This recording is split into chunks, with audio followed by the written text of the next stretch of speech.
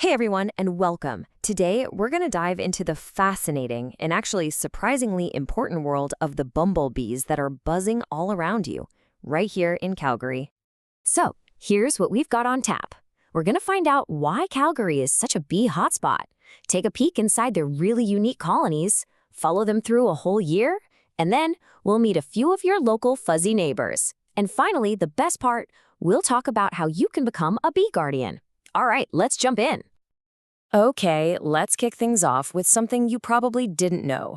When you think of a bee capital, what comes to mind? Probably not a major Canadian city, right?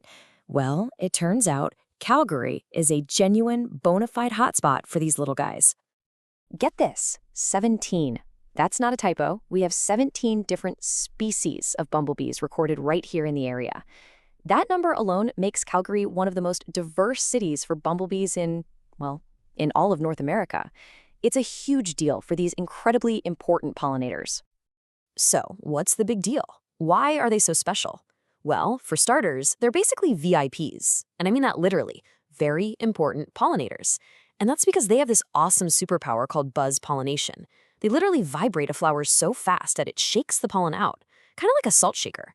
And this one little trick makes them absolutely essential for some of our favorite foods, like tomatoes and peppers.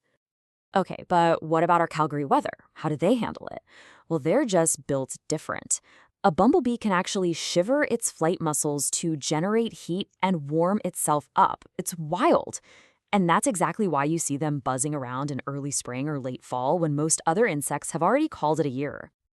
All right, so we know they're tough, but what about their home life? Let's take a look inside the colony. And this is where things get really interesting because bumblebees are worlds apart from their more famous cousins, the honeybees.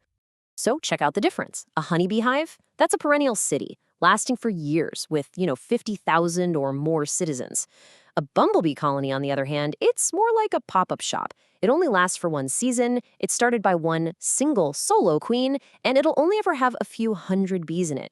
And then, at the end of the year, the whole colony dies off, except for the newly minted queens.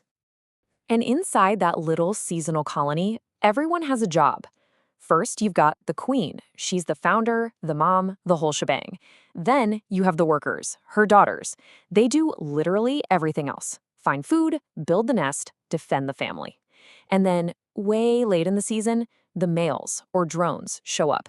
Their one job, well, it's to find a queen and mate. That's it. Now for a little bit of drama. You've heard of cuckoo birds, right? Well, the bee world has them too. The cuckoo bumblebee is what's known as a social parasite. The female will sneak into another bumblebee's nest, kill the queen, and then lay her own eggs. She basically tricks the original workers into raising her own kids. Pretty ruthless. And here's a pro tip for spotting one. Cuckoo bees don't have those little pollen baskets on their legs because, well, they don't do any work. So, this one-season society, how does it all go down? Let's walk through the entire dramatic life of a colony, all packed into one single busy year. Okay, so it all begins in the dead of winter. The only one left alive is a brand new mated queen hibernating all by herself underground. Come spring, she wakes up and has to start a whole new colony from scratch.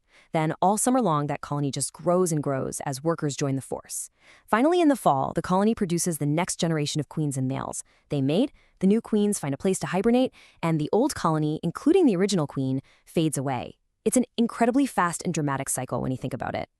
But let's just zoom in on the queen's job in the spring for a second, because it is ridiculously hard. I mean, think about it. She wakes up from hibernation all alone. She has to find food on those first spring flowers just to not starve. Then she has to find a safe home, like an old rodent burrow. And then she has to single-handedly raise her first batch of kids, the first workers. The fate of the entire colony, it literally rests on her tiny, fuzzy shoulders. Okay, so now that we know their incredible story, let's get to the fun part. Learning how to actually recognize a few of these fuzzy neighbors. The ones you might see buzzing around your own backyard. All right, so the big question. How in the world do you tell them apart? I'll be honest, it can be tricky. Their main clues are their color patterns, and those can change a bit. But here's the simple rule. If you see a big, round, fuzzy-looking bee, it is almost definitely a bumblebee. And from there, we can start looking for a few key details. Let's just focus on 3 to get you started. First up, the red-belted bumblebee. This one is super common, so look for that telltale red or orange band on its fuzzy butt. Then there's the western bumblebee. This one's a bit of a sad story. It used to be really common, but now it's rare and threatened.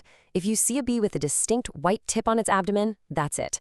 And of course, we have to mention the Ashton cuckoo bee again, our nest parasite. It's rare and endangered, and the easiest way to ID it is by what it doesn't have, those pollen baskets on its back legs. And that brings us to maybe the most important part of this whole thing, how you can become a bee guardian. Seriously, just learning about them is a huge first step. But there are some really simple, yet powerful things you can do to help them out. When you boil it all down, helping them is about 3 basic things. They need food, which means flowers. They need shelter, for nests and for winter. And we need to cut down on the risks they face, especially from pesticides. First, let's talk food. And honestly, early spring flowers are everything. They're absolutely critical.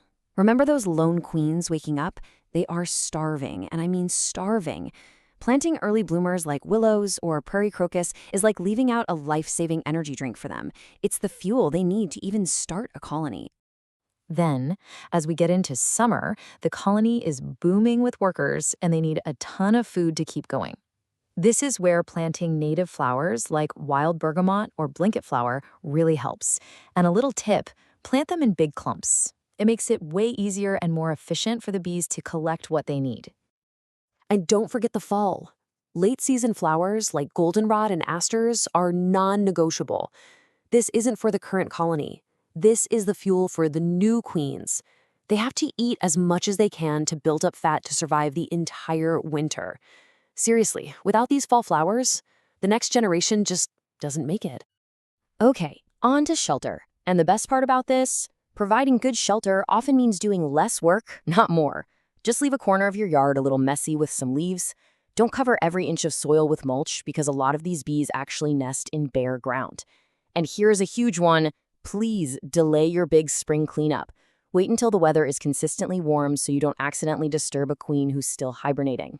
A shallow dish of water with some rocks in it for them to land on doesn't hurt either. And that brings us to minimizing risks. And look, if you do just one thing, make it this. Get rid of pesticides in your yard. Just stop using them. A bee can't tell that a flower is coated in poison. They carry it back to the nest and it can kill the entire colony. It's that simple and that devastating. So I want to leave you with this one thought, a quote that says, "Attention is the beginning of devotion." And what that really means is that just by taking the time to watch this, by learning to spot the difference between a red-belted and a western bumblebee in your own garden, by just understanding their incredible year-long story, you've already started. You're already paying attention. And that attention, that's what sparks the devotion, the care that these vital, fuzzy neighbors of ours really, really need.